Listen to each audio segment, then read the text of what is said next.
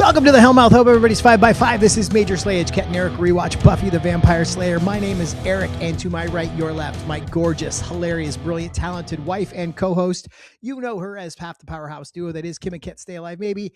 Give it up for Ketryn Porter. Hello. I still can't get over the all bronze, no brains boys. They really... Okay, so I just have... This is a quick tangent. I obviously, in case you were wondering, I am in fact American. But I have a friend who is from Switzerland.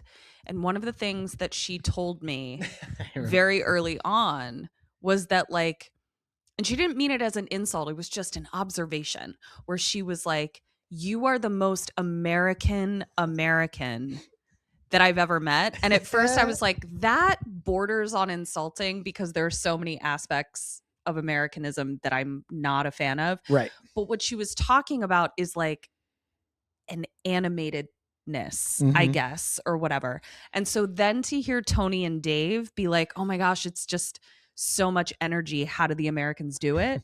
It's such a weird cultural thing. Yeah. That it's like, are we expelling more energy than is required? I think we might be. Am I expelling more energy than Yeah, I think we're is extra. required? I think generally speaking, we're a little bit extra. I feel like I'm doing the bare minimum. and turns out we're doing the most. So hey, welcome. We're here to talk about Buffy the Vampire Slayer season 3, episode 17. Enemies. We just did our watch along on Patreon. We do a watch along before we record our episodes. We talk over the whole thing. It's super fun. It's only $5. In addition to that, you can get our trivia crypt mini-sode where we do a deep dive into every episode. Trivia, fun facts, behind the scenes, old promos, DVD commentary, all kind of stuff. In the one coming up for this episode, I will be consulting my best friend Anna, who is a hairstylist, to really get to the bottom of Faith's haircut. And why it bugs you so much. And why it bugs me so much. Because Anna knows me well enough that she's going to be able to be like, this is why it bugs you. Mm-hmm. So we'll get an expert analysis. Yeah. So Patreon, $5 a month gets you everything. And also Ketryn just started doing personalized tarot readings there. Yep. We've actually sold a couple already. We're going to record those the next couple days, get those out to people. So yeah, there's a lot going on there. It helps us keep the lights on, helps us just be able to replace gear and feed our cats and all that jazz. Yeah. So, and to be clear, the tarot read is a separate product. It is not included with the $5 membership where you get the trivia crypt, the watch along, all of that. The $5 tarot read is a separate product that you can purchase even if you're not a patron of ours, but you should be. Yeah. So be a patron. Do you know what I mean? Because it's like, what else are you doing with your $5? But at this point, 10, because you could probably also use a tarot read. I know what's going on in your life, and I feel like you could really use one. And if you don't have an extra $5 right now, we know things are tight. What you can do for free that helps us out is just click like, give that little thumbs up, a little clicky loo. Subscribe to the channel. I went to high school with Clicky Lou. This doesn't work. You can't do it. That's my bit. Didn't feel so good, did it? Subscribe as well. That way you know when we're putting out new stuff. Leave a comment on this video and share it with somebody. Share it with a friend that also enjoys Buffy. That's what you can do to help us out. We got the business out of the way early. What'd you think of this episode? Oh, it's so good. I can't wait for Mom to watch this one. Why specifically? I just think it's got a good little twisty wisty. It really does. I feel like the storytelling is just so much more mature and so much more nuanced, and the characters' internal lives are so much deeper, even compared with last season. Yes. You think about even the best episodes last season, what we've got going on, how we're in a good little stretch of just like everything just feels like it's firing on all cylinders. The plotting is expert. The surprises are real. I'm having so much fun in my rewatch. I think I've slept on season 3. I've said many times when I go back and rewatch the show, I usually start with season 4, and I've tried to figure out why that is. I think part of it is because when this show started, I was already out of college and in my early 20s. So I didn't relate as much to the high schoolness of it. I think as the show matured a little bit, I felt like it was a little more relatable to me. That makes sense. But going back now, I feel like anytime I rewatch the show, I mean, after we put this to bed and we've, I'm living Buffy, I'm doing Buffy as a job right now. But when I go back to Pleasure Watch, I think I am going to definitely put season 3 in the queue a little more often because I'm just enjoying the shit out of this. Me too. Yeah. Don't need to say much else. Anything else we have to say, we'll cover in the walkthrough. Did you bring a spell this week? I did. Well, I created one. Lay it on us. Okay. As I said, I don't know, some episode, you guys are really reinvigorating my witchcraft in terms of diving back into all of the resources I have. I've so much. And she just spent today rearranging her apothecary, actually, because she's getting so much more use out of all the things she has. She's like, I want these all to be accessible. Yeah. So it was really cool to wake up to that. Thank you for that. So I wrote a little spell to bind from harm. That would be from Faith and the Mayor Faith. But you can use the Mayor and the Faith. The Mayor and the Faith. But you can use it for anyone or any situation. Any person really is more what it's for, that you just want to be separated from yourself. And it does harken back to, for those of you that are a fan of the craft, I bind you, Nancy, from doing harm against other people and harm against yourself. There is a little bit of that in there. So this is to bind from harm. You're going to need an obsidian stone, which is a very deep black stone, and that is used to sort of repel negativity, to kind of block negativity. Some twine, any sort of string or anything that you have, and then something that represents the person that you're trying to bind. Do you have to like snatch part of their hair or something like that? Or I mean, you could, but you didn't hear it from me. What you're going to say as you take whatever it is that represents the person and the twine, you're going to wrap it around. I would suggest wrapping it, having it long enough that you can wrap it around 9 times, so that you, when you say this 3 times, you're wrapping it around with each repetition of the rhyme or the spell. So you're going to say, you cannot touch me or my family. Where your powers were, you'll find a dearth. You're impotent now, buried in the earth. So you're going to say that 3 times as you bind the object. You are then going to bury it in the dirt somewhere and place the obsidian stone over the mound. There it is. Very cool. So I will put this in our Patreon, where you will be able to have a picture of it and use it as you will. Blessed be, bitches. Otherwise, just rewind this and write real fast. Yeah. No, you should join our Patreon. No, definitely join the Patreon. But God, this fucking guy. I believe in the soft sell. I believe in putting something out there, and the people that it's meant for will find it. I'm not trying to pressure people. I'm broke. I get what it's like to be broke. I don't want someone watching this to feel like they're letting us down if they don't have $5. You're welcome here. We want you to be involved at whatever level you can. Lady McMartin over here is a little more honey vinegar. That's right. Good cop, bad cop. Yes. Soft sell, hard sell. Well, let's come up with another good Macbeth, cop. Lady Macbeth. Let's come up with another analogy besides good cop, bad cop, because some days I have trouble wrapping my head around the idea of a good cop. Oh, that's fair. Commentary. All right. I didn't bring a marital grievance. I do not feel aggrieved this week in my marriage, so I don't have anything to offer here. Did you bring something? I have a grievance and an anti-grievance. Which one do you want first? Let's get the bad one out of the way. Okay, we're back with the gum. He told me that there was a nice way to tell him that his gum was bothering me, and it was to say, hey babe, do you mind tucking your gum in your cheek? And then I did that, and he got annoyed anyway. So that is my grievance. Would you like to hear the anti-grievance? Grievance back on. What happened was, sometimes when I put the gum in my mouth, I do have to chew it to get it soft enough to tuck it in my cheek and let it do its thing. What she said was, do you mind tucking your gum? And I explained, I just put it in. I got to chew it for a little bit. She goes, I just like to start the show in a good mood. Yeah. So that's the part where I got attitude. I didn't say no. I didn't say, how dare you? I said, I need to chew it for a moment, and then I can do as you requested. And she just wanted to make sure I knew that my just existing was going to put her in a bad mood. Not your existing, your gum chewing. I love when you exist. No evidence of that. Very little evidence. I love when you exist. I wish the gum didn't exist at this point. You know what? I'm not a man of many vices, but the few I have are getting me through right now. So it is what it is. Do you want to hear your anti-grievance? Sure. Eric is so busy right now with our artistic endeavors that we're really trying to get off the ground. You know, it's interesting. We're like in a time in America where like even having sort of a stable job that, you know, gives you a steady paycheck isn't quite as steady these days. We know people who have just been up and fired like out of the blue. Yeah. And it sort of feels like at this point, pursuing a creative career that also brings us joy is just as much worth our time as anything else. And Arik is really the backbone of our creative endeavors. Like, I'm not selling myself short. I know that I am a performer and I can do that, and I feel really confident in that.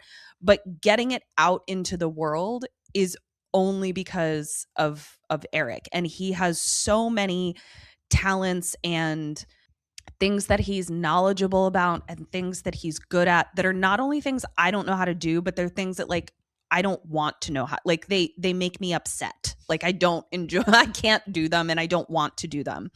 And he has to switch gears so much. And we've joked, you know, you've joked that like time management isn't something that like comes, you know, naturally to you. You didn't really have it modeled for you. You didn't have people sort of shepherding that skill when you were younger. They didn't have a structure growing up. So, and you know, you're a 50-year-old man now that is now genuinely trying to learn how to manage your time effectively. And I'm really, really proud of you. Well, thank you. You're welcome. Yeah, no, it's we got so much stuff on our plate between this show and KK Sam and trying to get stuff in around travel. And we've got the upcoming Sammy Awards show, which is a lot more heavy lifting for me than our normal weekly show. There's a lot going on, but sitting at your suggestion, sitting down with a calendar, plotting out what days I'm doing what, so I mentally prepare for, oh, this is a Major Slayage day. This is a KK Sam day. I'm doing this by this time. Seems really obvious, but it's not the kind of thing that comes naturally to me. And so embracing it, sitting down with it's actually made it feel doable. So like the credit goes to you for like, hey, I think we need a system here. You're a big fan of systems. I love systems. I'm kind of a Tasmanian devil that just kind of knocks into things and ends up getting stuff done anyway, despite myself. But having a little bit of structure, not very comfortable for me, but is proving to be useful so far. Love you. So I love you. Okay. Enough of that. Back on. Let's do the show.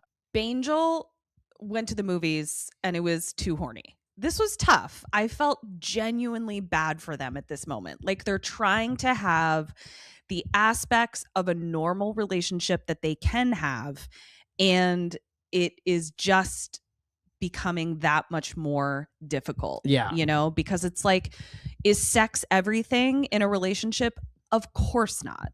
But it is a part of it. And I think it's becoming more and more obvious that this doesn't have legs in the long run. Yeah, not having the intimacy to back up all of the companionship and everything else, that there's a piece of this missing. And it's not just that it's missing, it's that they can't really go there. That they can't go there. It's funny, they went to a movie that was unexpectedly horny.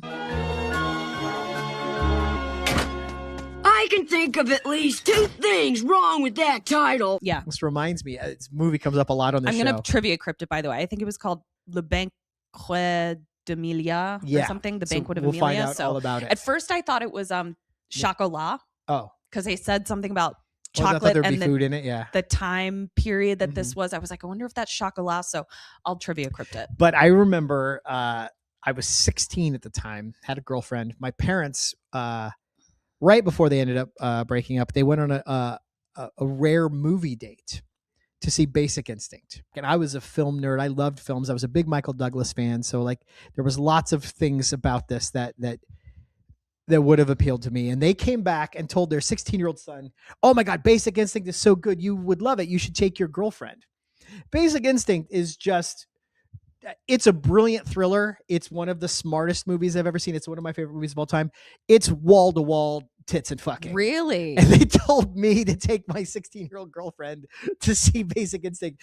And so we were there the whole time kind of like, oh wow, this is this is Is anyone keeping some sort of spreadsheet of like all the of questionable parenting. the questionable parenting that Arik received, just for posterity's sake at this point? I would just, if anyone's keeping a spreadsheet, that would be great.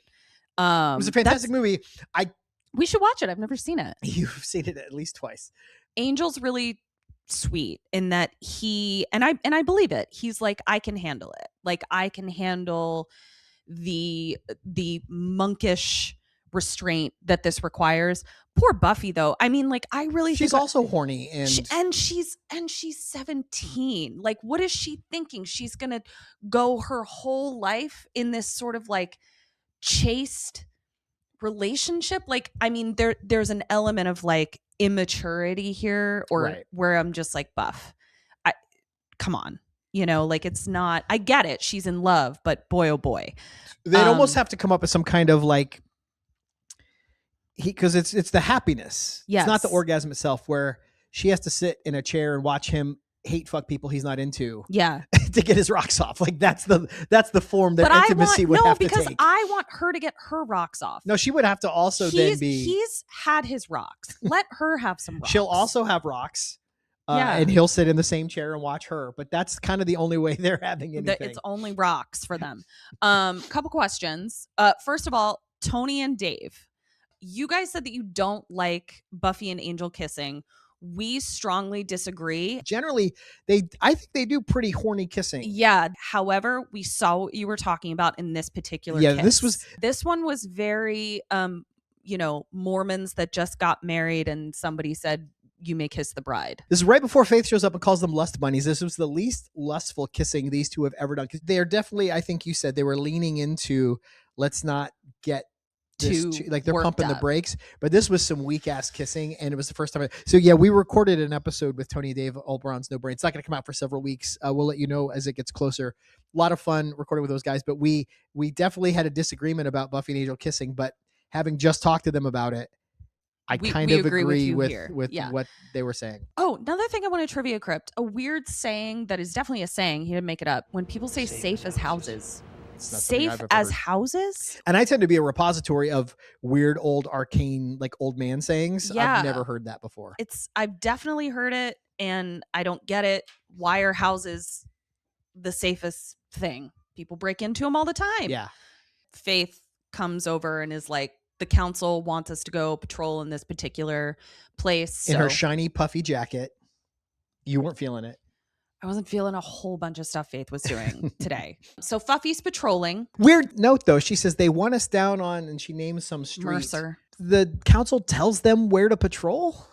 Maybe they tell WWP. That's new information. And also then they just wind up in the same mass cemetery they're always in anyway. So well, a cemetery looks like a cemetery. I mean, it could be a different one. This is the Mercer Cemetery. Yeah, this is the Mercer Cemetery. What's your problem? No, it was new. I've never heard that. The patrol always just kind of felt a little freewheeling. WWP is more of a company man, I think. So they could have been giving recommendations to Giles this whole time, and he's going, yeah, all right, I'll see you guys there. That's probably what's happening. Fuffy's patrolling. Faith, as do we all want to know how the F Buffy thinks this whole non-sexual relationship with Angel is going to go. And Buffy obviously doesn't want to talk about it, because I think if she talks about it, she's going to realize that it doesn't work. It doesn't work. It's not possible. But luckily she's interrupted by a demon, but a very kind of middle-class demon. You know, just like a guy trying to make a demon living, just trying to do what he's got to do. When he's got his hat on, he kind of looks like a leprechaun for a second. When the hat comes off, he's looking a little goatee. Yeah. He's sort of dressed like Whistler a little bit. Yeah. And just fun, just a real like mild mannered. Yeah. He sees an angle and he's trying to make something work, but not scary. No. Not like he's not talking a bunch of shit. And he's not talking like this. He's just like, hey, I've got some stuff for you here. And what he wants is for them to pay him for the books of Ascension, which we've heard spoken of by Le Maire. We know the mayor's interested in ascending. And so he runs off, and Faith immediately goes and tells the mayor, hey, dude, yo, there's a demon who's trying to get his hands on your books. Excuse me, I have to put my hair up. It's crazy. I wish you'd pull your hair back. You know, you've got such a nice face. I can't understand why you hide it. Okay, so Faith goes to tell the mayor. Yeah, so Faith goes to tell the mayor, and I just love every scene with these two.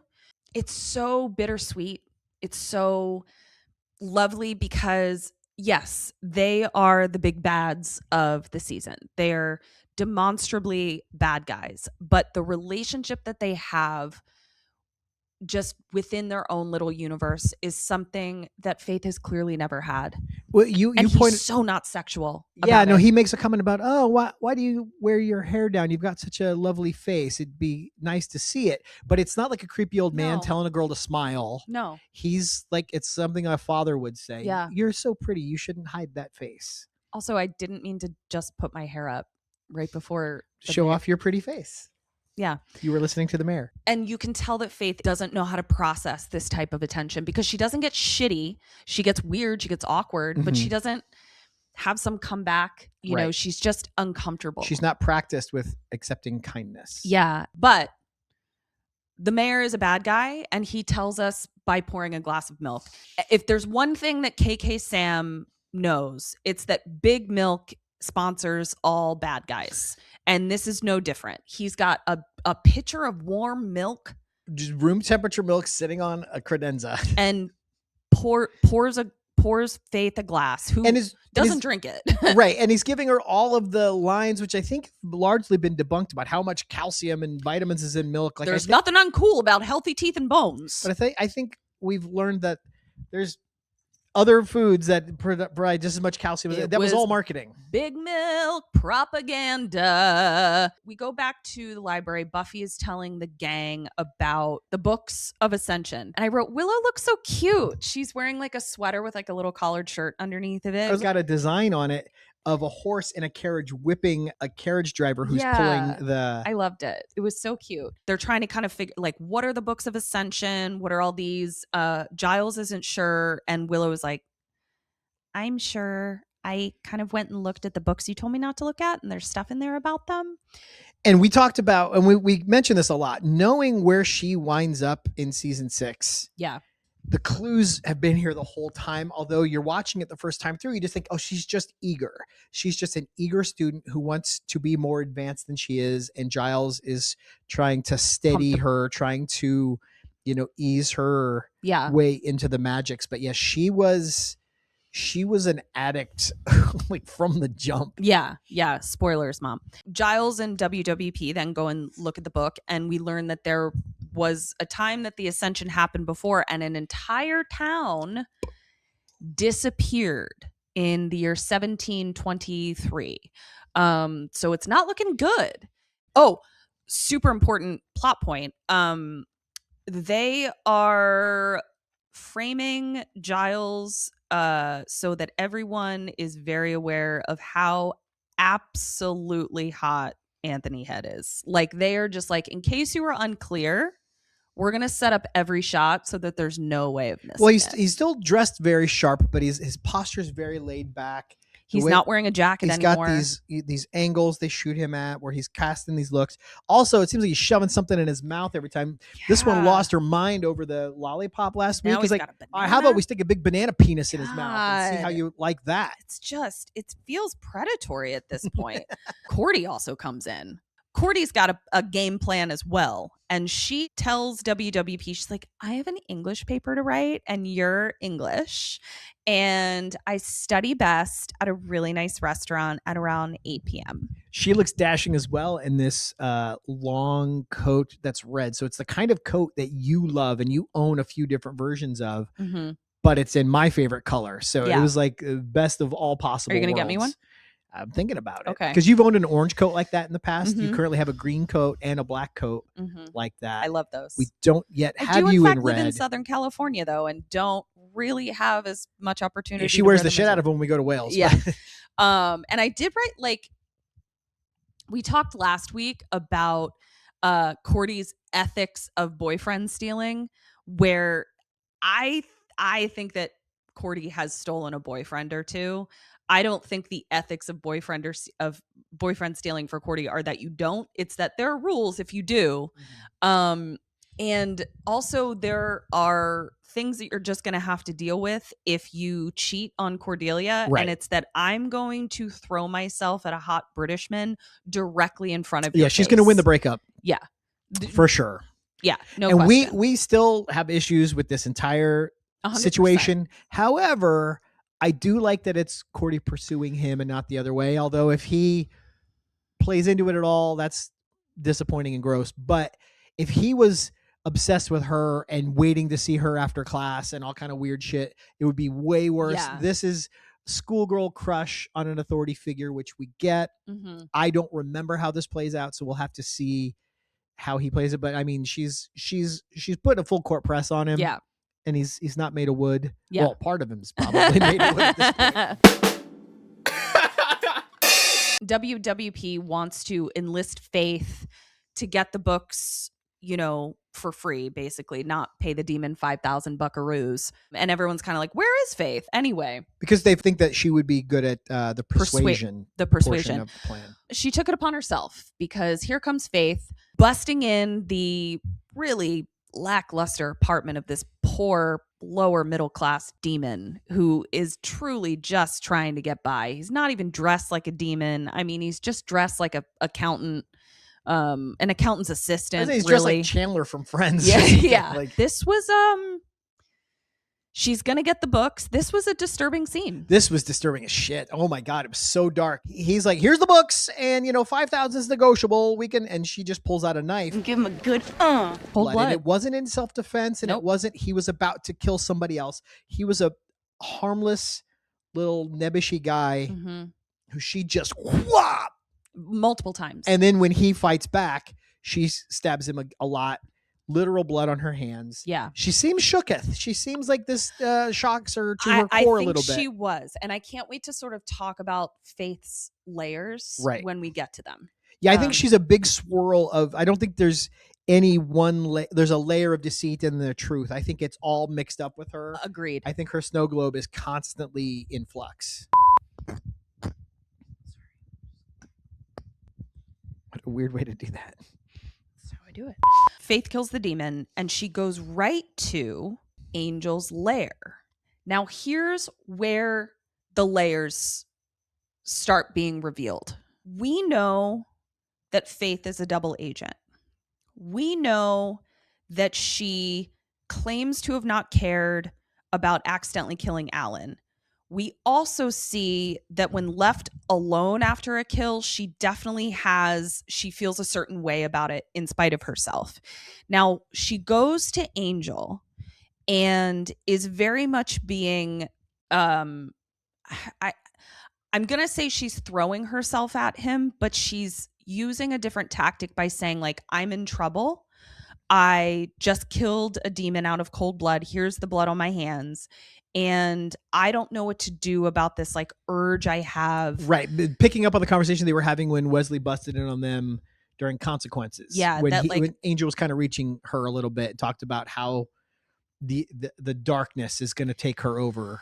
And, if we kind of skip to the end of the scene, we learn that she's trying to seduce him. I don't think she's as nearly as calculated either. I think she goes here going, I think she's got multiple agendas pulling her in multiple directions. I think she is freaked out that she killed a guy in cold blood. Mm-hmm. She knows that Angel has some insight. Mm-hmm. She knows that can be an in to help recruit him for the mayor, which is also true. She's also jealous of the relationship Buffy and he have and wants something that Buffy has, would love to take something of Buffy's. She's also attracted to Angel. Yep. She also uses sex as a weapon or as a tool to get what she wants. I think at the end of the day, she doesn't know what she wants. What I left this episode feeling was that I don't think she's, until we get to a point, I don't think she's comfortable being a full-on bad guy. I think she sought refuge with the mayor because she had nowhere else to go. And she's like, I have a specific skill set. He's down a guy. I can hide out here for a while. Yeah. But I think that there is something that is jealous of Buffy. There is something that is a appealing about the calling of being a Slayer. And so she's just a big jumbled mess of emotions. She's a shaken up soda bottle that's ready to explode. You know what else? So we learn in the next scene. So she's trying to seduce Angel. She shows him her bloody hands, and then she rubs her hands all over his neck and head, and no blood gets on him. Yeah, that was annoying. I would have at least liked for them to just give us a shot of some of that weird muslin he just has hanging off his hearth. Maybe grab one of those and wipe her hands off a little bit. Yeah. It would have been biblical. Oh, that would have been a really interesting image. Yeah. She shows him the bloody hands, and he helps her wipe the blood off her hands. That could have Missed been a nice moment. opportunity. Okay, so anyway, that whole thing happens. They almost kiss, but Angel is really good at cold showers. Like, he's really good at sort of like pumping the brakes and making it very clear. Like, he doesn't lead anybody. He's really good at it. I was impressed. We felt that he hung on the almost a second or two yeah. too long, but ultimately made the right call. Buffy sees. She just sees that Faith is there and they're having a hug, right? Mm-hmm. And it just makes her uncomfortable. But she didn't know that they were friends like that. Right. Now Faith goes to the mayor and we learn, this is what I just realized. What's that? The mayor had told Faith, try and seduce Angel to take his soul away again.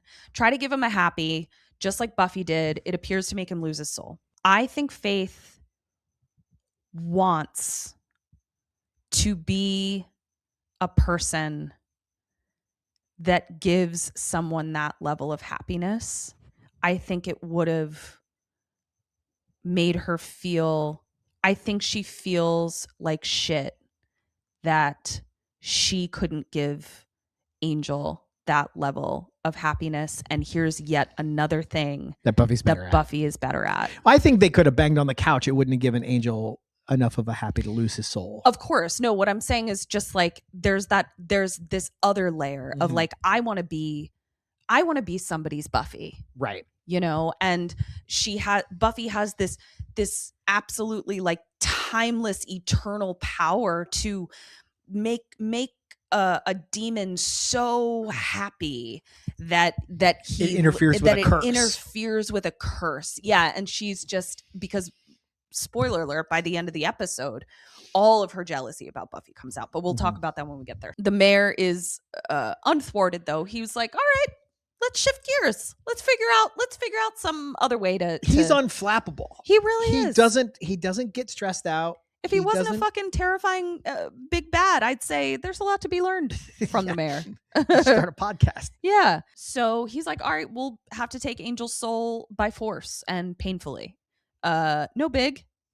Figure it out. We go back to the library. Wiles is talking about the books. Buffy comes in, and this is where Wiles is like, okay, we need you and Faith to find the demon that allegedly has the books of Ascension. And Buffy is kind of like, I'd rather do it without Faith. I don't really want to. She's not feeling the buddy system right now. Yeah. At that point, Xander comes in and he's like, no need. I found him. He tries to say that he beat up Willie at the demon bar, but really he just paid him $28, which, hey, you know, paying a confidential informant is a respected, time-honored tradition in detective work. There's no shame in it. So now Faith comes in, and, you know, obviously she doesn't know that Buffy saw her with Angel. And so Faith kind of puts her arm around Buffy and she pulls away. Which is the second time that's happened, because that happened in the last episode too, when she comes in from training with Wesley. Yes. And she tries to reach out to Buffy, and Buffy's like, eh. Yeah. I feel like it's weird that we haven't brought up that she tried to rape and murder Xander. Like, everyone's just kind of, I guess we're just moving on with that. Like, let me ask you this. Is there, yes, she sexually assaulted him. Let's call it that. And then she was trying to choke him out, maybe for good. For if good. Angel hadn't showed up playing Sammy Sosa. Yeah. Do you think, I think this is yet another sort of really grotesque symptom of the patriarchy, where men are. Sanders doesn't want to play the victim in this. Nor do the writers. Does it even occur to the writers that or to anyone would have feelings about it? I mean, they're like, oh, he got to hump and make out with Faith on the bed. Yeah, it's kind of like, you know, the teacher student thing. The teacher student depending thing. on how the genders go. Yeah. Exactly, and it's it's pretty insidious, you But know? it's just wild. I mean, Because Xander wouldn't be allowed to, or Xander probably feels like he's not allowed to process the trauma that he felt from that, you know? Like, not that he has a ton of male friends, but I imagine if he did, there would be the locker room talk of like, oh, I bet it was pretty hot, you know, like that, which is awful. I mean, I remember, so 2 famous actors have dealt with that. Terry Crews was sexually assaulted by a male executive, and Brendan Fraser was sexually assaulted by a male executive, and both of them tried to report it. Brendan Fraser was ostensibly blacklisted for coming out about that. That's such a good point, because I fell into it. I forgot that he was assaulted. All this to be said, I hate Faith's pleather button up top. It's terrible. I thought it looked great, but it doesn't look comfortable. I hate it. Now we cut to Fuffy coming into the demon's apartment where we know Faith has already been. And she doesn't play it very subtle. No, because both Eric and I clocked. Why'd you know where that light switch was? She reaches back so without fast? looking and pops the light on. Yeah, that was. There's a difference between act like you've been somewhere and reveal that you've been somewhere. Yeah, Faith is not actually like good at stealth. No. Or it must be a Slayer thing, because espionage. Buffy's not great either. But she's better at it than Faith. Well, and we were going to see. Yeah. Buffy is wearing an outfit that I love. Eric hated. Yeah, it looked like passion play cosplay, like she's playing Mary Magdalene in a Easter play. Well, first of all, what's wrong with playing Mary Magdalene in Jesus Christ Superstar? But also, I thought it was really interesting. I liked it. With a pair of brown boots, would have gone with these boots. The demon is dead, and Buffy looks at the demon for a very long time. I think this is when Buffy knew. Tell me this. I don't know what she saw, but she said it looks like somebody had a party in here, meaning like it wasn't just a hit. It wasn't just a hit. Mm-hmm. And if you watch the shot, maybe she did clock the light switch, and she looks at that body for an extended period of time. Faith has turned around and left the room before Buffy turns away from the corpse and walks out. Interesting.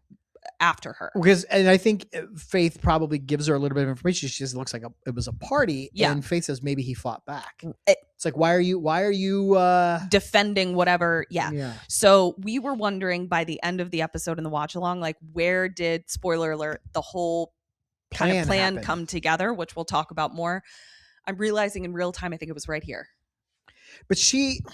Well, I mean, let's see. But she doesn't. She hasn't figured out the angel bit of it yet, because she's still got to talk to Willow about her feelings. Well, let's see.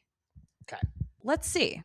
Sure. Because the very next scene is the mayor entertaining some ninja type person. What came first, the chicken or the egg? Did the mayor call the ninja first, and then the ninja let an old friend know he was in town? Or it had to have been that. It had to have been that because I think the mayor summons this person specifically. And then I think that guy was like, hey, I'm in town and I kind of want to let you know what's going on. But again, I know you guys have seen it, but we'll get to it when we get to it. The mystery, the espionage of it is just really fun in this episode. This ninja type dude who's really great. Yeah, super resonant baritone voice.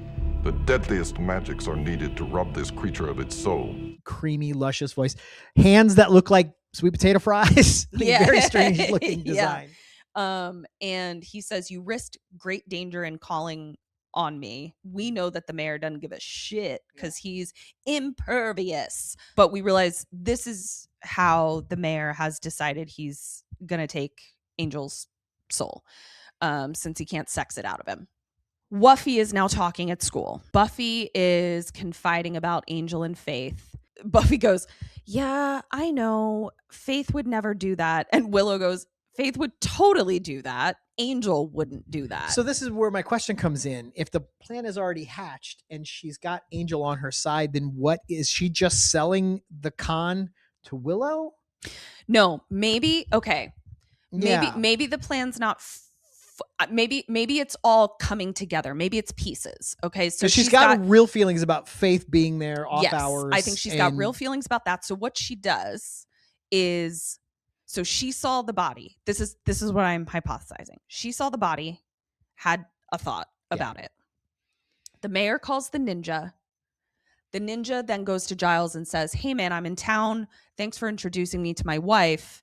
I just kind of want to let you know what's going on." Yeah, does this go anywhere near what you're doing? So that's part 2. Now, part 3 is that Buffy actually is upset about how close they were. So she does go to Angel and say, "Hey, I'm kind of upset about this." They have a conversation about Faith.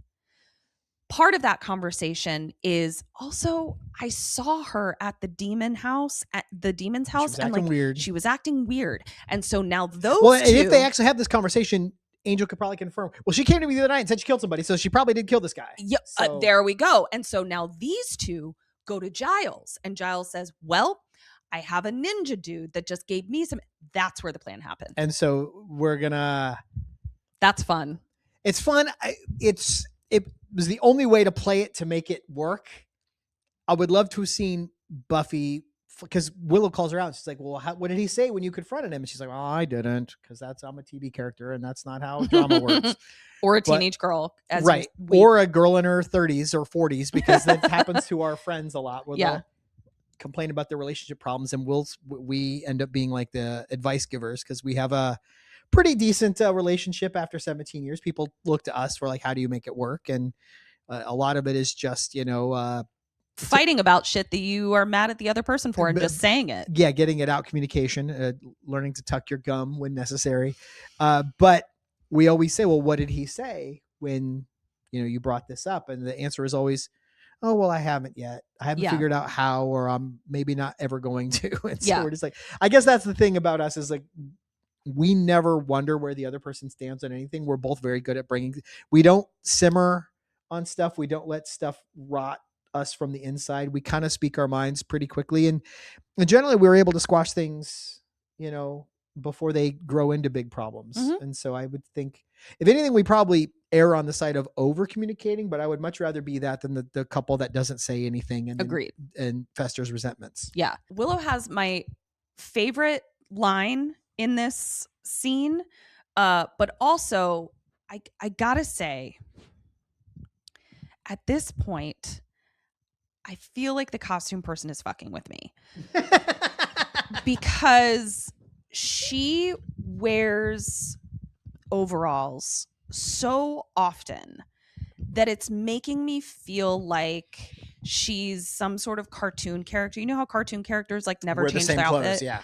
And it's bothering me because it really makes me feel like if I ever have the opportunity to like interview or speak to Allison Hannigan, unfortunately, that's going to have to be the first thing that I get off my chest is like, how did you feel about the overalls?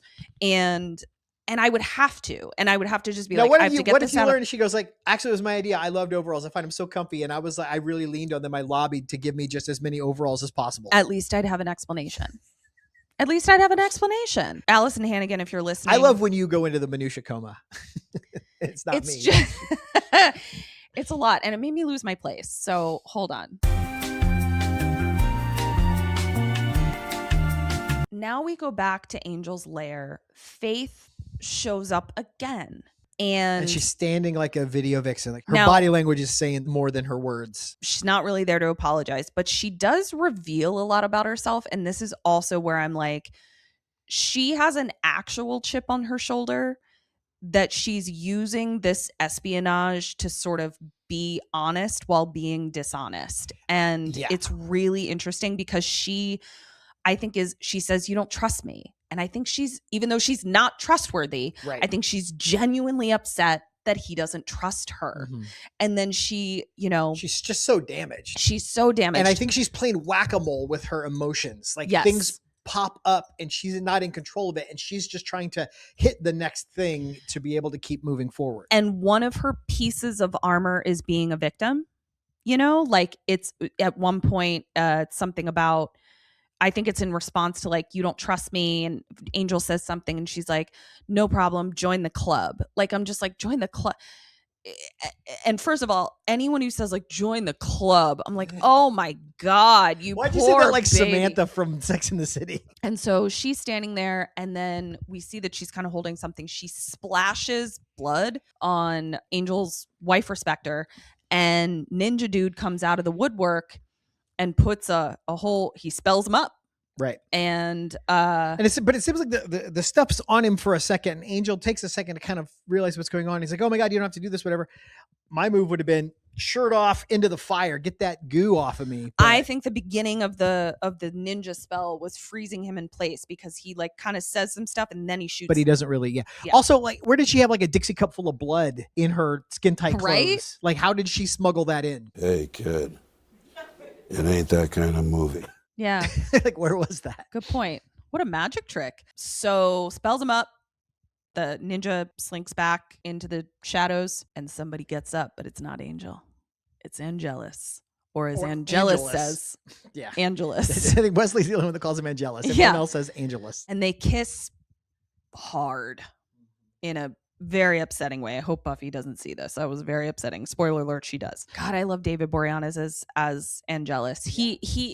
He's gotten better at playing sad, brooding Angel. He's better at Angel. Cocky, sarcastic. He's better. Aloof. Yeah. And that's okay. Like, you know, some people are, every actor is better at one thing than the other. I think you'll enjoy him on the show Angel. You liked him on Bones. Oh yeah. I think you'll like him on Angel because I think he gets to be a little bit. He's still tortured, but I think he's got fewer fucks to give in that show.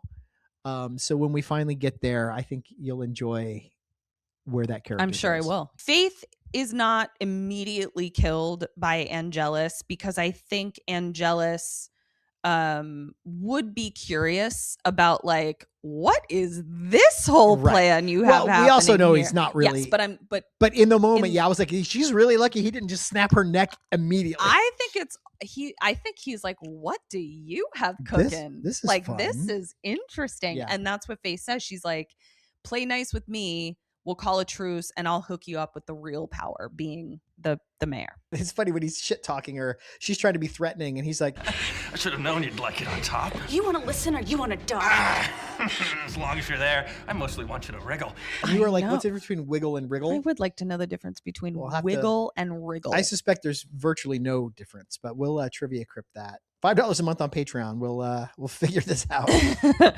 Back at the library, WWP is holding court, and Cordy has now decided that she's part of the Scoobs again. Yep, she's there. Do you think she really likes Wes, or is she just trying to fuck with Xander? Or you think it's a buy one get one free kind of situation? Yes, no, and both. Angel and Faith are missing, and Willow is so sweet. She's like, that is two totally unconnected events. Let's not, correlation is not causation, Buffy. Giles at this point is like to Buffy, like, we don't know what the mayor is. Like, don't confront him. She's like, go try and steal the books, but like, don't get directly involved. Yeah, you don't know with the what's mayor. going on with him. Buffy has a great line here that almost won for my best line, but it didn't, so I'll share it. I'll go home and stack up on weapons. Slip into something a little more break and enter-ish.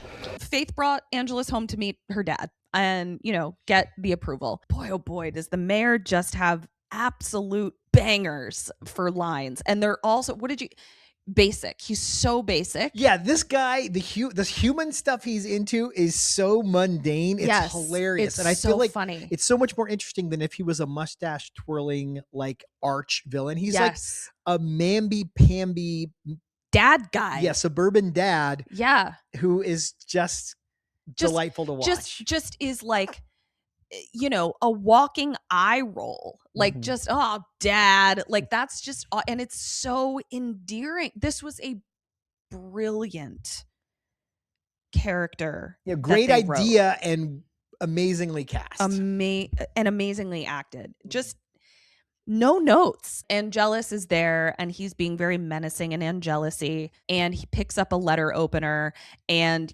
Angelus doesn't like being a minion. He likes being a master, and he says as much. And so he says, I'm thinking about stabbing you with this letter opener or whatever. And the mayor says, please do, which is such a boss ass power move. And so Angelus throws it, puts his hand up, stabs him right through the hand, and then he just pulls it out, heals up real fucking quick. And Faith and Angelus were not acting at their surprise of that. No, they didn't know that. I don't think Faith had any idea that that was what he was capable of. Yeah. Although I will say him putting his hand up to block it blunts the impact slightly. If he had let it hit him right in the chest and pulled it out, but I guess you can't show it healing as well under a shirt. He would have had to like rip open his shirt. Yeah, like that's not. You know, let's see what he's got packing. Yeah, he's. Please, it's a dad. That's someone's dad you're talking about. Yeah, she loves when he's proud of her, and you realize, you know, she later on talks about like her upbringing and doesn't mention a dad, only mentions an abusive, neglectful mom. So like, I do not think she has ever experienced this feeling, Parental love, yeah, or pride. The mayor enlists Angel and is like, you get to do your favorite thing, which is torture, maim, and kill. And Angelus is like, that sounds great. The mayor is so smart, though, because he's like, absolutely. I know you can't wait to kill the Slayer. If you could do it really slow, though, just because I'm not sure if we kill Buffy, if we're going to get another Slayer, and that's going to fuck up my shit. You don't think there's any... No, I think the line, I think the show has shown us. The line went from Buffy to Kendra to Faith. Faith would have to die to trigger a new Slayer, but I don't think the writers knew that yet. The mayor certainly doesn't know that yet, because when, spoilers, if the show were to ever show us Buffy dying in the future, we don't get another Slayer. Get another Slayer. You're right. Okay. So honestly, right now, Faith is the official Slayer and Buffy's a bonus Slayer. Yeah. Buffy's the Giles. Yeah. The mayor grabs Angelus's arm and says, try to have her home by 11. Just so sweet. And then Angel puts the letter opener in his pocket. Oh, I didn't even see that. Oh, so great. Xander is walking around being jealous about WWP and Cordy. And I'm like, sucks to be you, dude. Remember that time you cheated? I don't know what to tell you. He sees Vangelis walking towards him and is obviously like, hey, gang, we got a plan to do. Yeah, there's stuff happening. And Angelus just punches him out cold and keeps walking. An entire wing of Reddit just cheered. Yeah. That guy just bugs me. Vangelis was on their way to Joyce's house. And as far as Joyce knows, this is Buffy Slayer friend Faith and her boyfriendish good vampire boyfriend. Yeah. Vangelis comes into Buffy's room. Buffy does not like seeing these two walk into her room together as she's getting a bunch of weapons together. And Angel is doing that false sweetness that we've seen Angelus do back in season 2. It reminds me, when she comes back to his place after they slept together and he's turned and he is cold but gives her like a half-assed hug, like he's not ready to reveal it yet. And this feels very familiar. But so Angel, again, at this point, watching it the first time, we don't know. He goes, here, let me take that. I was like, fuck, he just took all the weapons. Like, I was screaming. Yeah. So back at the lair, all three of them are there, Vangelis and Buffy. And well, that you should have a name. The three of them.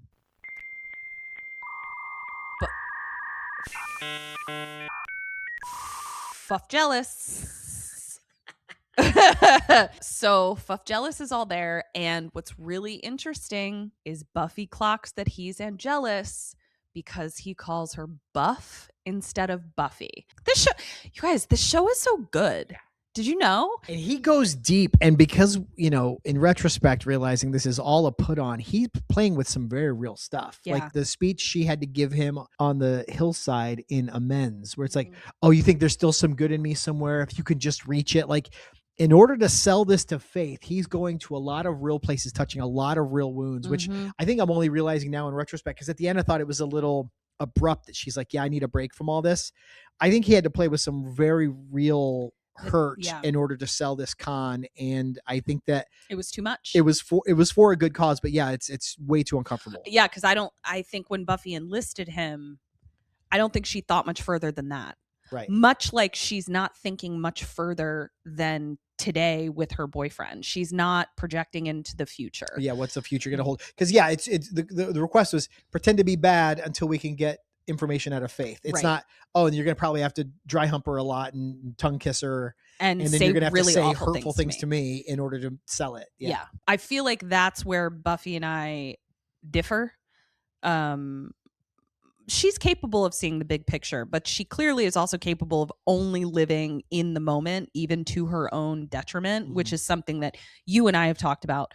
To my detriment, I project at least 5 years into the future at all times. Right.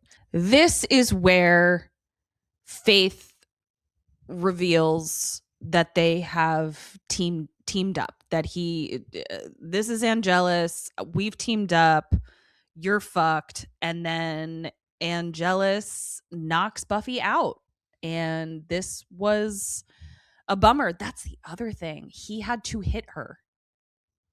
That wow, but I mean, I guess she can tank a hit better than a mortal could, and he didn't have to hit her hard enough to knock her out. Yeah, but she could play possum. She still had to feel his fist on her face. Maybe. I feel like if we knew this was I could never hit you even in a yeah. So why are con. you? Yeah, it's weird that But you're. I'm trying to put myself in Buffy's shoes. I feel like it probably takes more of a toll on him than on her, honestly. So it would be harder for me to pretend to hit you than it would be to get hit by you if we were trying to sell. The white man was definitely more of a victim than the woman that was hit.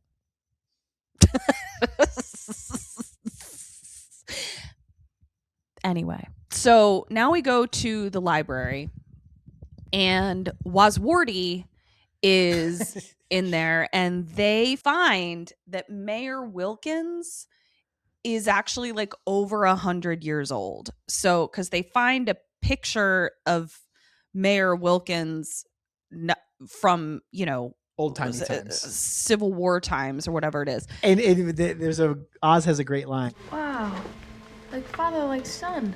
How about like exact same guy, like exact same guy? I'm watching Oz so differently. This episode really shone a light on it. Shined a light. Where I remember hearing that Seth Green wasn't satisfied with the amount of work he was given, that his schedule was packed, but what he was being asked to do as Oz was not fulfilling. Yeah, he basically, like, they have one scene where they're making the plans and he sits around and only gets like 1 or 2 lines. He basically sits there for a whole scene and just goes, I'll drive. Like, that's his contribution to the scene. I remember hearing it being like, oh, that's lame of him. But I think it's because every line he has is such a banger that he left such an impression on the audience. That we felt like he was in it more than he was. But then you actually look at it from his perspective. Fuck, sitting there. I mean, he's sitting there for hours. He's sitting there as they set up multiple shots. Yeah, he's furniture. He's just sitting there. Yeah. It's and I don't even think it was ego driven, because I think if they had given him the flexibility to go do other projects and pop in and out as necessary, he probably could have stayed more. But it was really tough to get away to do other projects, and so he's committed to. I think they shoot for 8 days an episode. And he's such a beloved character that he's missed when he's not there. He wasn't there while he was shooting Austin Powers, and it was obvious. Yeah, and we covered in our trivia crypt, I think he only misses 1 episode this season, but he's only the center of the episode a few times, and he's only a major contributor a handful more times. Yeah. At this point, Xander comes in with an update saying, hey, I just got fucking clocked by Angel and Faith. So some shit's going down and it's Angelus. And you know what I love is an I told you so, because I'm Xander. And I told you so. I told you Angel was going to be Angelus again at some point. And I'm watching the watch along, seeing this episode for the first time in many years, not remembering the twist at all. I'm just thinking to myself, how many times are they going to play this game before they have to just cut him out of their lives? Yeah. Like, how could he possibly be redeemed if he actually went bad here? Yeah. And the thing is like, this is there's so many metaphors in this show, whether they mean for them to be metaphors or not. This is so metaphorical for like someone who is an addict, where, a relapse is always in the back of your mind, and there is almost always a person that is like, I want off this merry-go-round before other people do, and Xander is definitely the one who's like, I don't want to play this game. The bad outweighs the good for him. Yeah. The risk is not worth it. Having to be on eggshells the whole time. As much as it annoys me, and as much in this context I'm pro Angel, I am very easily able to make an argument for Xander. And no problem. Yeah, I mean, and his demeanor and his self-righteousness about it is immature. Makes it a little off-putting, but he's got a point. He's had a point the whole fucking time. That's the thing about Xander, and I won't go on too much of a tangent, but I think that's what's so compelling, beautiful, and frustrating about Xander is that, you know, we talk about people that have been on this planet multiple times. I don't think this is Xander's first time on the planet, but the particular lessons he has to learn in this go round are very frustrating because he does have an ancient wisdom about him, but it is so clouded by all of this other bullshit. Yeah. But I think what's great about it is that if he had just been like a likable, sensible sidekick character, it wouldn't be nearly as interesting. What's great about the show is the rich tapestry of all the characters have these flaws, have these shortcomings. I think a lot of ensemble shows like this really don't lean into the interpersonal drama and the clashes of the personality types, and it can be kind of bland. The fact that he's so frustrating, he's so divisive, but they still give him the right point of view sometimes makes it way more compelling. Yeah, he's also an extremely realistic character, especially for the time period that we're in. Like, there's nothing unfamiliar about Xander. And I think that a lot of shows are concerned with making the characters likable. And I think that the warts and all approach that this show takes to these characters is why we're still talking about it 3 decades later. Yeah. Xander is ostensibly blaming WWP for Faith going off the rails. And Cordy says this isn't WWP's fault. And Xander, with the wisdom, says, actually, it fucking is. Like, this is 100% WWP's responsibility. He is the watcher. He tells us all the fucking time that he's the watcher and he's Faith's watcher, and Faith is the one who's fully evilized. This would have been the time Xander could have brought up, and she fucking attacked me, and all of you just were fine with it. Yes, 100%. She should have gone to London or to jail. Yeah. You all and Wesley failed to handle this. To handle this, yeah. Buffy wakes up chained to the wall, and Faith... This was a bit of a minutia. I do have to say this. So we were watching with the captions on, and we actually hear the sound of click, like handcuffs clicking, and it says in the captions, handcuffs click. But when we see them, it's clearly shackles. There's no clicking involved. These are not like police handcuffs that ratchet closed. So the sound doesn't match what we actually see. Do you feel better? I don't know that I ever feel okay, honestly. I'm just trying to make the pain go away. Okay. Faith kisses Angel very passionately again. Buffy has to watch it. Regardless of who's playing what game, this is horrible to have to watch. I mean, I thought about, like, even if I knew you were doing it at my bidding for this exact scenario, I don't want to watch that. This is where we get a bit of a sob story about Faith, which, again, you know, she thinks she plays her cards really close to her chest. She's fucking showing her deck the whole goddamn time. She is so insecure. She's got such a chip on her shoulder. Honestly, she has so much in common with Xander. And she thinks she's won at this point, so she can lay it all out because she can wax poetic as Buffy's going to be dead in 2 weeks or whatever. Yeah. She pretty much says, like, I'm doing this because I'm jealous of you, Buffy. Like, it's always Buffy, Buffy, Buffy. It's heartbreaking. Like, so here's someone who has only been here once. Faith's only been here once. This is her first go round. And this is tough to have your first go round on the planet Earth be a Slayer. To be a Slayer and to come up impoverished and unparented and all that kind of stuff. That's rough. Buffy is not going to take this on the chin because she straight up is like, Faith says, you think you're better than me? And Buffy says, I am. I've always been better than you. And she's dropping facts, but she's also outmaneuvering Faith. She knows that she's going to unsettle her. She knows that she's going to make her irrational. She make Faith prove that she's winning by telling her all the ways she's winning, which is ultimately where we're headed. And Buffy says, in the real world, and this is all true, in the real world, Angel would never touch you, and we both know it. You had to tie me up to beat me. There's a word for people like you, Faith. Loser. Which is one of the things that she told Angel in the earlier scene she was afraid of winding up. Yep. It's whew. So now Faith is fully triggered. And this is where Buffy can inquire about the Ascension, and Faith lets it drop that the Ascension is happening on graduation day. What can I say? I'm the world's best actor. Second best. And we see a slow-mo head turn, which was mwah. This is Faith in the audience when she was sure she was going to win the Oscar. Oh, and the award goes to Angel. And then they cut to her and she's got to pretend to be gracious. Like, that's what this is.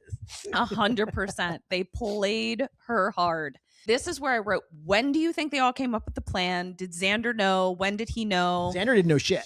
Right. And I realize that now. So, but I think what we said earlier in the episode, I think that's how as we were watching Watch Along, we were like, okay, we get it. But then all the Scoobs rush in at the last second. I'm like, when did they all get on board? But then we realized Giles would have known the whole time. Yeah. So he was the one who could have. Yeah. All right. Sorry I had to keep this from you, but we needed the thing to work. Now I can let you all in. Now let's go to the mansion because stuff. So now we have a fight.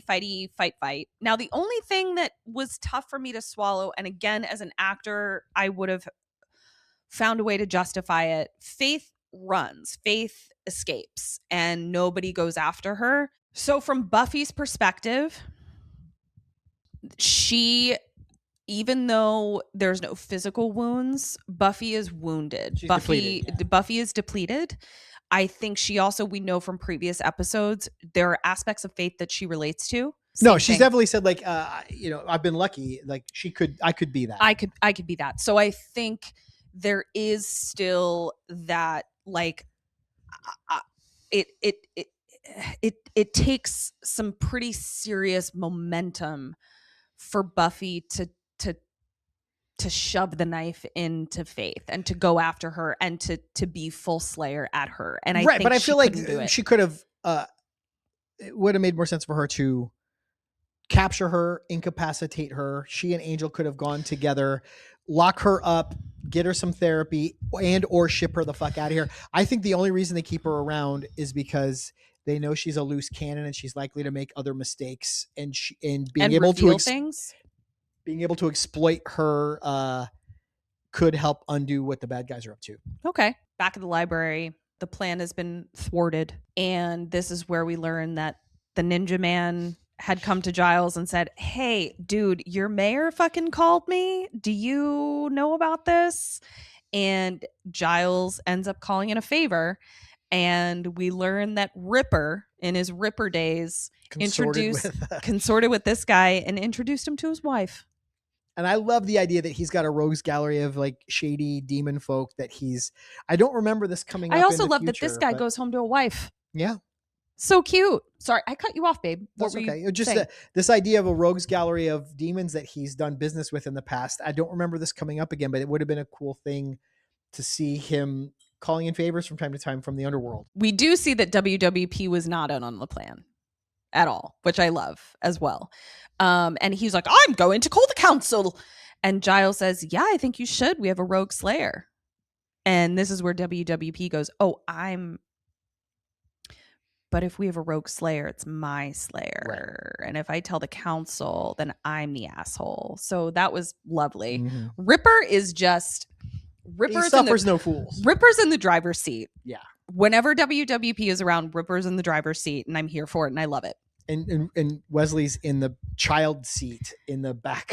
Yes.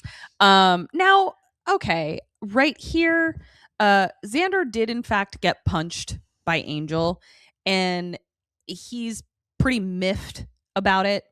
I actually take this back. I wrote, shut up, Xander. He was only acting. And I'm like, well, tell it to my Xander, bruised. Tell it to my bruised face. I was a little He's hard got a on legit Xander. beef that he got punched in the fucking face.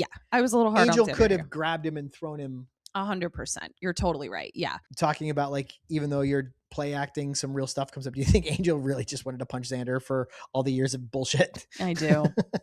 I do. So now we go back to the mayor. And here's what I love.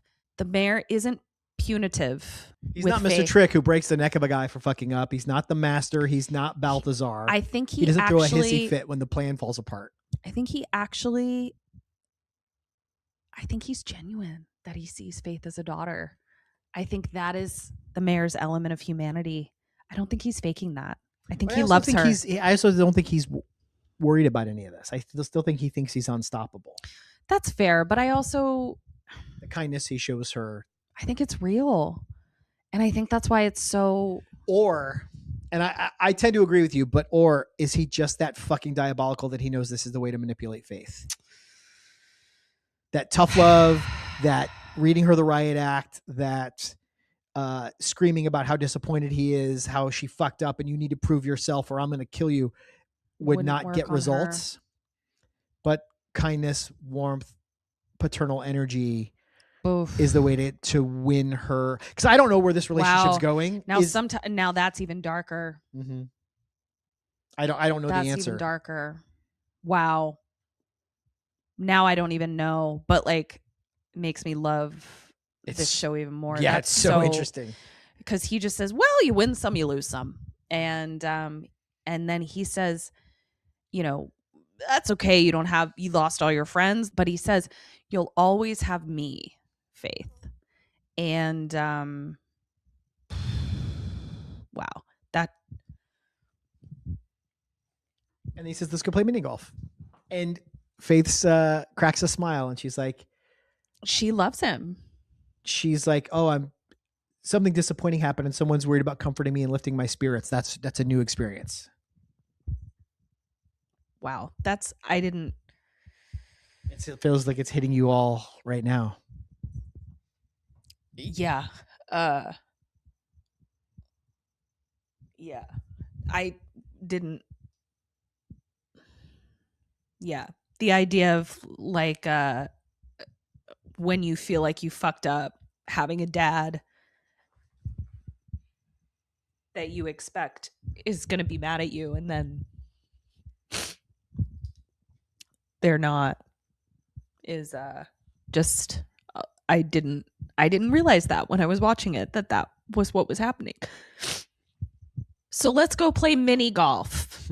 That is so sweet. This is my go-to move in high school, asking girls on dates. Was mini golf? Yeah. I took you to mini golf when we were early did. in dating. It's just a fun, low-pressure environment where you get to do something, but also there's lots of time to talk and get to know each other. It's kind of the perfect... I do feel like, and you made the right move, that mini golf and bowling live in the same universe. But you would not have liked bowling. I would not have liked bowling. I don't know why bowling makes me so upset, but it does. Mini golf was fun. And we were early in dating, but we were kind of handsy and kissy on the whole thing, but it was still pretty early in our getting to know each other. Mm-hmm. It was a fun date. It was. We should do that again. For sure. We played mini golf in Chester. In England, yeah. I forgot about that. That was so fun. Such a sweet scene. Like, this is why this is so amazing that like our two villains are having a scene that makes me cry. So now we go to Buffy showing up at Angel's lair. And this is where we realize that Buffy's really good in the moment, but she didn't project the details into the future because what Angel had to do, everything that you said, what Angel had to do in order to sell this, she didn't think about having to experience that. Right. And unfortunately, even though she asked him to do it, she's like, I need a break. All those raw nerves, all those insecurities, all the stuff she doesn't want to talk about with Faith, all the stuff she doesn't frankly want to talk about with Willow, all came to the surface. She couldn't keep the lid on it anymore. Yeah. That's all that's come up right now. Yeah. And so she leaves and Angel says, You still my girl?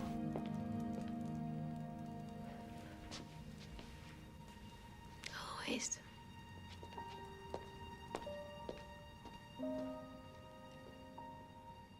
And I'm just reminded of getting toward the end of the show and the moments that play out there, and like whether they can ever be together, he's always going to be the one. And it's beautiful and sad and heartbreaking and amazing. And yeah, truly. we did it. All I right. did not think that this fucking episode was going to make me cry. God damn it. Do you know how many times I've seen this episode and just watched it and moved on with my life? Well, I think we're in a different headspace, though. I think watching this thing analytically, watching it in context, watching it with enough attention to be able to convey what we love about it, what issues we have with it. We're taking this on this is not folding laundry and having one eye and one ear on it. This is living. I said in our copy about what the show is, we're reliving this series. And I think that's what you're experiencing right now. Yeah. Sunnydale High Yearbook Committee meeting now in session. Who'd you have for best dressed? Controversial, but I had that purple and blue dress that you weren't a fan of, but I loved it. A fan. I was loving all the red in this episode. I gave it a tie to Cordy's red coat and Angel's red sweater. Oh, he looked real good. He looked real good in that. And who was your worst dressed? Faith's business pleather. I hated that fucking the red shirt because it made me physically uncomfortable, right. And B, I was just like, what are you doing? And then later she stacks a pleather puffy jacket on top of it. She's doing pleather on pleather. I was like, what are you doing? Fucking stupid roll up. Yeah. I gave it to fruit roll up. That was funny. I'm good for one every few weeks. That was funny. I didn't like Buffy's tan and mauve beige situation at the end of the episode. She looked washed out. She looked like she was all one color. Her hair, her skin, and her clothes were all one color. Yeah, she tends to like de-sexify herself when she has to break up with Angel. It's true. She's like, I want to make this as easy on you as possible. Yeah. I'm going to be as unappealing. What was your best line? Best line was, Buffy, I too know the love of a taciturn man, and you have to look at their actions. I don't know the love of a taciturn man, but I like the line anyway. Yes, I'm the opposite. Yeah. I'm verbose. Yeah. I had Giles saying, demons after money. Whatever happened to the still beating heart of a virgin? No one has any standards anymore. What was your worst line? Faith just being a sad sack. You don't trust me. Hey, no problem. Join the club. Mine was just silly because it would have been easy enough to fix, but Angel's just manhandled Buffy and shaken her, and she says, I will kill you before I let you touch me. I'm like, he literally just touched you. Just touched you. It's like, we could have just had her say something else. It was distracting. What was your best move? Best move was Ripper introducing Ninja Dude to his wife. That is pretty good. I suspected you were going to pick the switcheroo, the big reveal, so I didn't pick that one. Instead, I've got, and we didn't talk about this at all in the episode, Faith's disappearing lipstick whenever she has to kiss. Yeah. She's got this bright red lipstick that matches her shirt, and then she kisses Angel. There's no lipstick on either one of them. Yep. She doesn't have that Cindy Crawford That's the no makeup smear artist makeup. coming in and being like, hold it! Cut. Wipe that lipstick off because I'm not redoing a whole face. Yeah, the lip continuity. There was a couple moments of that. And who'd you have for most likely? Most likely to think reality TV isn't scripted. Faith. Faith also catches some shrapnel in mine. I said most likely to send a Nigerian prince her bank account info so he can share his inheritance with her. Faith. Because she's gullible as shit. All right, that's all we got. Thanks for hanging out with us. Like you said before, please give us a like, subscribe, send this to a friend, leave a comment. If you've got a few bucks burning a hole in your pocket, check out our Patreon. It's really fun over there. And while you're checking stuff out, check out our other show, Kim and Ket Stay Alive Maybe, co-starring her and the hilarious Kim Burns. Comes out every Wednesday wherever you listen to podcasts. We've been doing that show for a while. I edit and produce that show. We've got a big 400... The only reason you hear it is because of him. Well, you guys probably have figured it out, but yeah, I do the last bit of that show, getting it out to people. As we mentioned, we've got a big 400th anniversary, 400th not anniversary. 400. Doing the show for 400 years. 400th episode award show spectacular coming up soon. We'll be sure and share the info here when that gets closer. But yeah, I just can't thank you enough. We love doing this. We love sharing it with you guys. We love seeing what you have to say. So don't hold back. And until next time, dust you later. You know what song stuck in my head for no goddamn reason? What? Dirty Pop by NSYNC. Dirty Pop. What you want to try to classify the type of thing we do? We're just fine doing what we like, and we say the same for you. Tired of feeling all around me animosity. Worry about yours, I'm gonna get mine. The people can't you see? It Doesn't matter. But the car I drive, or the ice around my neck. And it matters. To recognize that it's just about respect. Matter. I can't remember the rest. Boo-ba-doo-boo-boo. Okay. So Is that you get hype and we kick it to you every time. Come on.